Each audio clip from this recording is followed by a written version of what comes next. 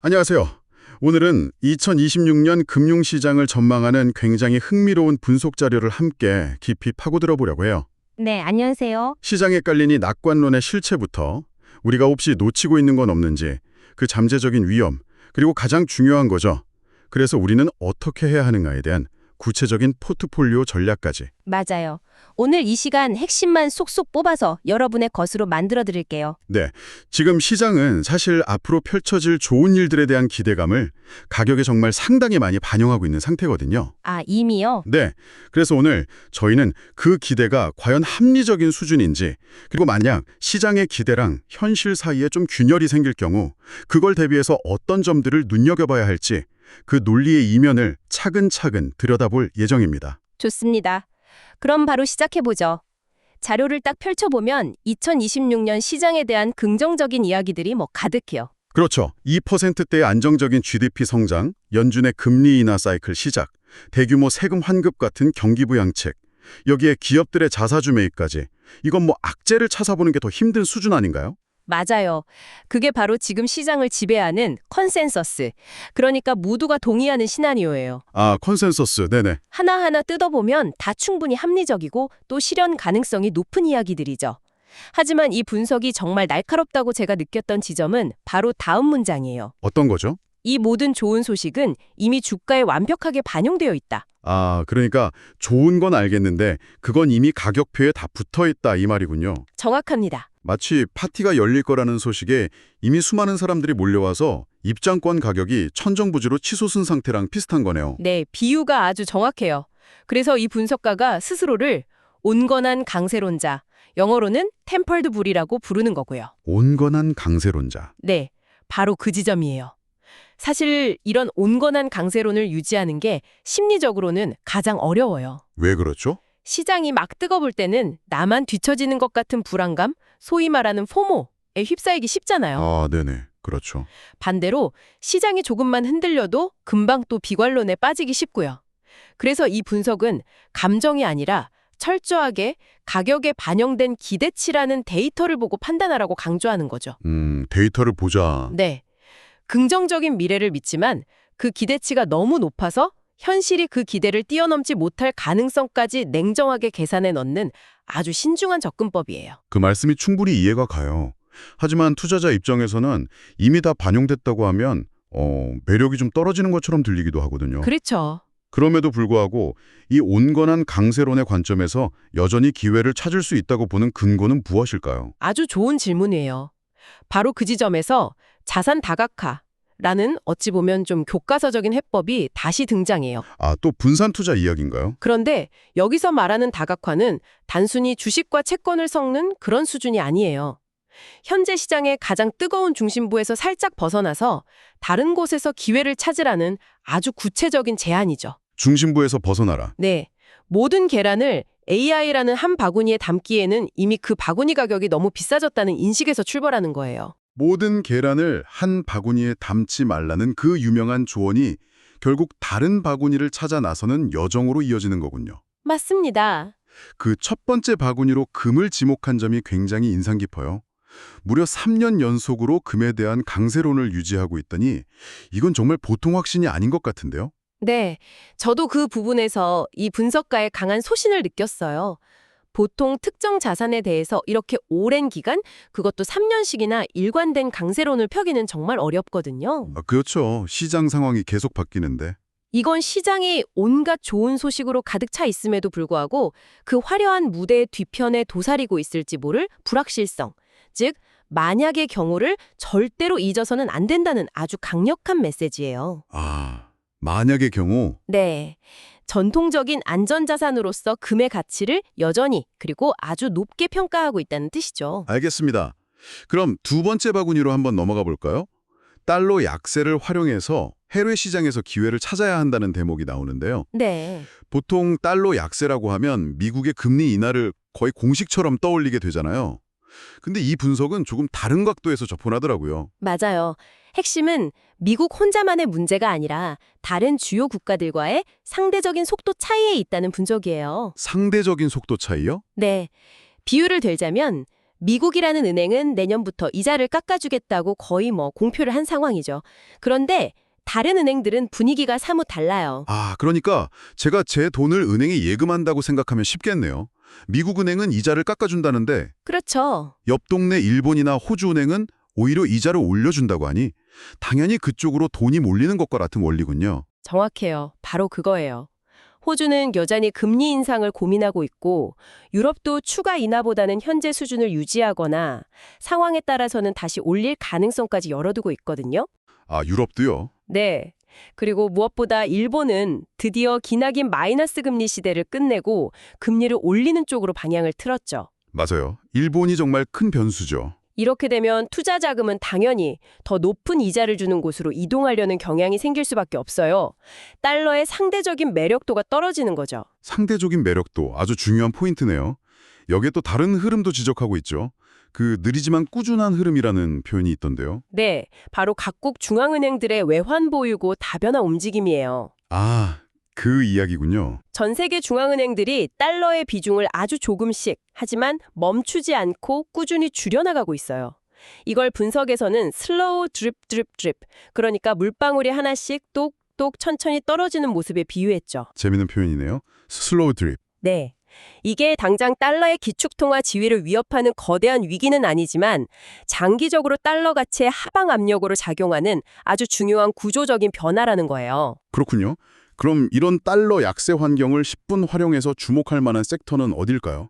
지금 모두의 시선이 기술주, 특히 AI에 쏠려 있는데 이 분석은 조금 다른 곳을 보라고 조언하는 것 같아요? 바로 그게 이 분석의 또 다른 차별점이에요. 물론 AI 기술주가 시장을 이끌고 있다는 사실은 인정해요. 하지만 이미 밸류에이션이 좀 부담스러운 수준까지 올라온 상태에서 새로운 기회를 찾아야 한다는 시각이죠. 새로운 기회. 구체적으로 두 가지 분야를 지목합니다. 첫째는 은행이에요. 은행주요. 사실 은행주는 경기 사이클에 민감하다는 인식이 강한데 지금처럼 불확실성이 높은 시기에 은행주를 추천하는 구체적인 논리가 뭔가요? 위험 부담은 없을까요? 좋은 지적이세요. 물론 위험 부담이 있죠. 하지만 분석의 논리는 이래요. 앞으로 금리가 점진적으로 내려간다고 해도 경제가 2%대의 안정적인 성장을 해준다면 은행의 실적도 꾸준히 개선될 여지가 있다는 거예요. 아, 안정적인 성장을 전제로 하는 거군요. 그렇죠. 그리고 무엇보다 중요한 건 현재 주가가 다른 기술주들에 비해 상대적으로 여전히 상승 여력이 남아있다는 가치평가, 즉 밸류에이션 측면의 매력이죠. 모두가 화려한 기술주에 열광할 때 소외되었지만 펀더멘털이 튼튼한 곳에서 기회를 찾는 전략인 셈이에요. 그리고 두 번째로 꼽은 게 글로벌 방산 분야인데 이건 사실 좀 씁쓸한 현실을 반영하는 것 같아서 마음이 편치만은 않네요. 맞아요. 저도 그 부분을 읽으면서 좀 복잡한 심경이었는데요. 안타깝게도 지정학적 갈등이 이제는 일시적인 사건이 아니라 전 세계 경제의 뉴 노멀이 되어가고 있다는 냉정한 현실 인식이 깔려 있어요. 뉴 노멀이요? 네, 각국은 국방 예산을 계속해서 늘리고 있고 이건 단기적인 유행이 아니라 구조적인 변화에 가깝다는 거죠. 따라서 글로벌 방산 기업들에 대한 수요는 앞으로도 꾸준히 지속될 것이라는 현실적인 판단이에요. 즉 높은 기대감이 잔뜩 실린 기술주에서 한 발 벗어나서 확실한 구조적 성장 테마를 가진 곳에서 안정적인 수익을 찾으려는 다각화 전략의 일환으로 이해할 수 있습니다. 알겠습니다. 포트폴리오 전략을 살펴봤으니 이제 시장의 또 다른 큰 변수죠. 연준의 항보로 넘어가 보죠. 자료에서 연준의 최근 움직임을 두고 양적 완화와 비슷해 보이는 QE-ish라는 아주 흥미로운 표현을 썼어요. 네, 그 표현이 아주 재밌죠. 연준은 공식적으로 절대 양적 완화가 아니라고 선을 긋고 있는데 대체 이게 무슨 이야기인가요? 그게 연준이 시장에서 단기 국채를 사들이는 걸 말해요. 연준 스스로는 이걸 시장의 자금 흐름이 막히지 않도록 관리하는 기술적 조치, 택티컬 무브일 뿐이다. 기술적 조치. 네, 돈을 풀어서 경기를 부양하려는 정책적 의도는 전혀 없다고 아주 강하게 주장하고 있죠. 하지만 이 분석은 왜 하필 지금 이 시점에? 라는 질문을 던지면서 그 배경을 깊이 파고들어요. 그 배경이 중요하겠네요. 연준의 진짜 속내가 거기에 숨어 있을 테니까요. 그렇죠. 현재 미국 재무부는 고민이 많아요. 주택시장을 안정시키려면 10년물 같은 장기 국채 금리가 너무 오르면 안 되거든요. 네, 부담이 커지니까. 그래서 자금을 조달할 때 장기국채 발행은 줄이고 대신 단기국채 발행을 엄청나게 늘리고 있어요. 그런데 시장에 단기국채 공급이 갑자기 쏟아지면 어떻게 될까요? 당연히 가격은 떨어지고 금리는 오르겠죠? 맞아요. 단기 금리가 급등할 압력이 생기겠죠. 아, 바로 그 순간에 연준이 짠 하고 나타나서 재무부가 쏟아내는 단기국채를 사주는 거군요. 바로 그거예요. 재무부는 단기 국채를 팔아서 자금을 조달하고 연준은 그걸 사들여서 단기 금리가 너무 치솟지 않도록 관리해주는.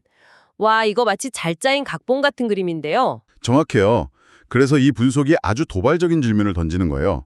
만약 이 기술적 조치가 한두 달 단발성으로 끝나지 않고 연준이 시사한 대로 내년 세금 납부일인 4월까지. 4월까지요? 네. 그러니까 앞으로 5에서 6개월간 계속 이어진다면 시장은 이걸 어떻게 받아들일까요? 이런 단순한 기술적 조치가 아닌 것 같은데 혹시 재무부랑 연준이랑 뭔가 약속한 거 아니야?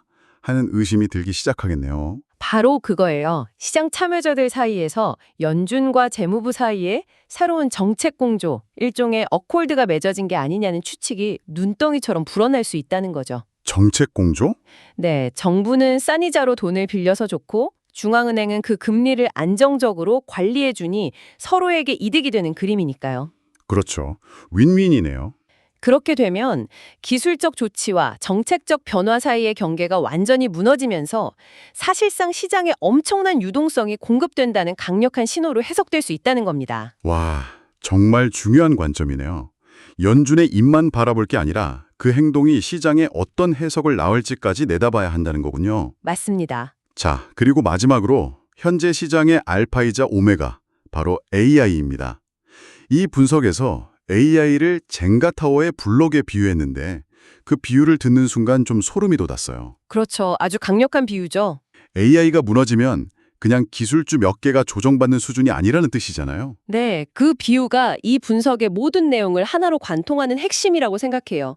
여기서 정말 중요한 점은 AI가 단순히 엔비디아나 마이크로소프트 같은 특정 기술주의 주가만 떠받치고 있는 게 아니라는 분석이에요. 그게 무슨 말씀이세요? AI가 지금의 시장 강세론 전체를 지탱하는 가장 근본적인 기둥 역할을 하고 있다는 거죠. 가장 근본적인 기둥이라니 구체적으로 어떤 의미일까요? 단순히 주가만 올리는 게 아니라 경제 전체에 영향을 미치고 있다는 건가요? 맞아요. 두 가지 측면에서 볼 수 있어요. 첫째, AI 기술주들의 주가가 폭등하면서 창출된 엄청난 부가 단순히 주식시장에만 머물지 않는다는 거예요. 아, 부의 효과 말씀이시군요. 네. 그 돈이 명품 소비나 고급 레스토랑, 여행 같은 실물 경제의 소비를 강력하게 촉진하면서 기업들의 전반적인 실적을 뒷받침해주고 있다는 분석이죠. 그렇군요. 둘째는 AI 관련 설비 투자, 즉 캐펙스예요.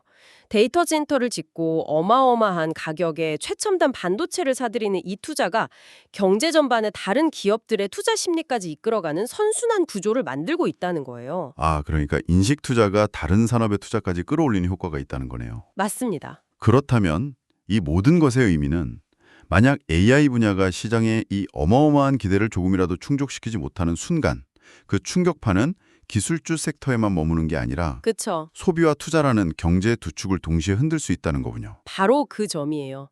AI라는 가장 핵심적인 젠가 블럭이 흔들리면 그 위에 아슬아슬하게 쌓여있던 소비와 투자라는 다른 블럭들까지 연쇄적으로 흔들리면서 타워 전체가 붕괴될 수 있다는 무서운 경고죠. 와, 사실 제가 2000년 닷컴 버블을 직접 겪었던 사람으로서 지금 시장의 분위기가 그때와 얼마나 비슷한지 또 얼마나 다른지에 대해 계속 생각하게 돼요. 정말요? 그때랑 비슷한 점이 있나요? 네.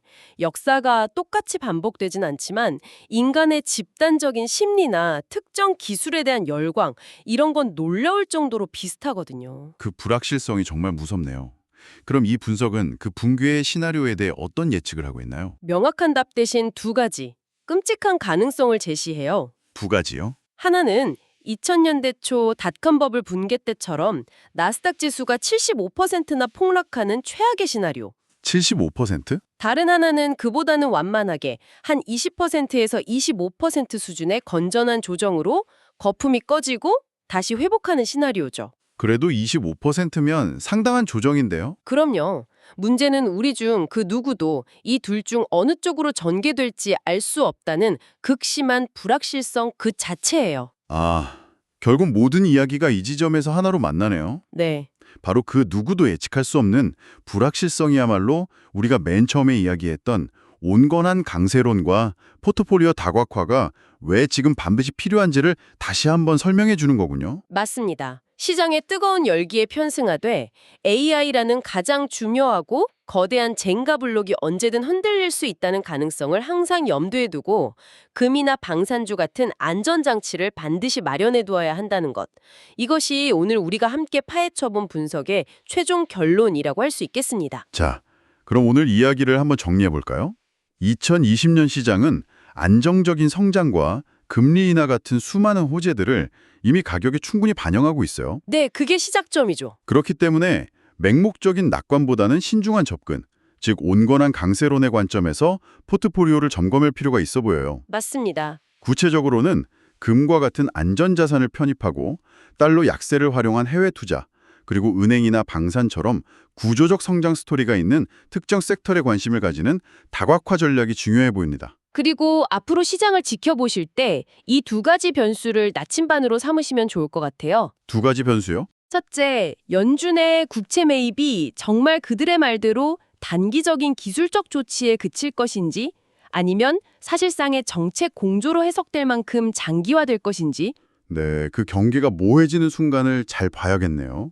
그리고 둘째, 시장 전체의 버팀목이 된 AI 분야가 계속해서 모두의 기대를 뛰어넘는 놀라운 성과를 정말로 보여줄 수 있을지 이 두 가지 질문에 대한 답에 따라 시장의 방향이 결정될 거예요. 알겠습니다. 여기서 마지막으로 여러분께 생각해볼 질문을 하나 던지고 싶어요. 네, 어떤 질문인가요? 오늘 분석은 AI가 시장 기대에 미치지 못했을 때 위험에 초점을 맞췄잖아요. 네, 그렇죠. 그렇다면 관점을 완전히 뒤집어서 한번 생각해 볼까요? 이미 이렇게 하늘을 찌를 듯한 기대감이 형성된 상황에서 만약 AI가 이 기대를 뛰어넘는 성과를 내려면 구체적으로 무엇이 필요할까요? 와, 정말 흥미로운 질문이네요. 그리고 그 엄청난 성과가 기술 분야를 넘어서 우리 경제의 다른 부분들, 여러분의 일상에는 과연 어떤 모습으로 나타나게 될까요? 항상 여러분의 성공 투자를 기원합니다. 내용이 좋으셨다면 구독, 좋아요 부탁합니다.